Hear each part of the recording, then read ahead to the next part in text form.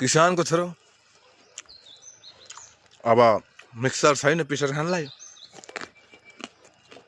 खानु त जुस बनाएर खानुपर्ने हो दिनको सुरुवाती गर्दा। अब बेरोजगारी गाउँमा बसेपछि सबै कुरा चाहिँ उपलब्ध हुँदैन। नभए के गर्ने, भगवानले दिएका दाँत त छन् नि, दाँत चबाएर मसिनो गराएपछि जुस नै भएन र।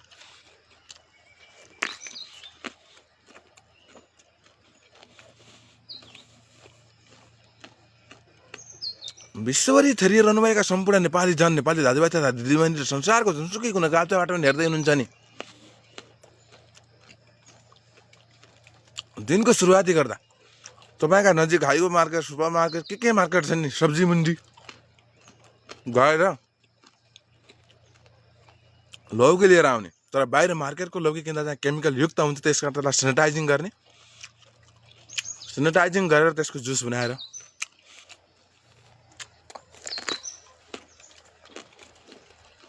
दिनको सुरुवाती गर्नुभयो भने त्यो दिनले बोलाउने तपाईँको भविष्य कस्तो रहनेछ त। बिहान उठेर मुख धोएर आटाबाट गरेर सेतो चिया पिउने होइन क्या। आनन्दले बिहान उठेर आफ्नो नित्य कर्म सिद्धाइसकेपछि फेरि सुरुवाती गर्दा कि त फलफुल कि त भेजिटेबल कि त हरिया सागपातहरूले सुरु गरौँ भन्ने नाराका साथ यस भिडियोलाई मैले चाहिँ विश्वभरि छरिरहनुभएका सम्पूर्ण नेपाली दाजुभाइ तथा दिदीबहिनीलाई यो भिडियो यहाँबाट सम्प्रेषण गर्दैछु। अब हामीले चाहिँ सुखी जीवन स्वास्थ्य जीवन भन्ने नाराका साथ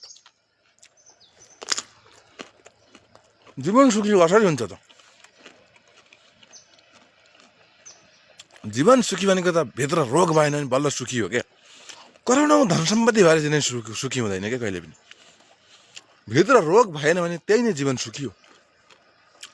करोडौँ धन सम्पत्ति भएर जीवन सुखी कहिले हुन्न। करोडौँ धन सम्पत्ति भएका मान्छेहरू त ट्याब्लेट खाएको हुन्छ भन्ने अवस्था छ, स्लिपिङ ट्याब्लेट। त्यसकारण हामी साना मान्छेहरू पैसाका पछि नभागौँ के। जिन्दगी भनेको खालि पैसाका पछि मात्रै भाग्ने होइन, स्वास्थ्यका पछि भागौँ न।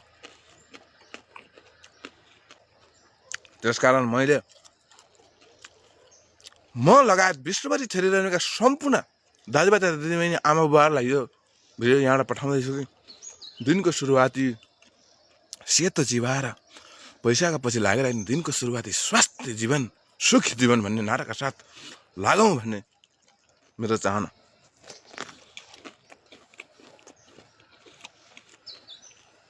आज यति खाएपछि त मलाई त आनन्द हुन्छ नि साथीहरू। यो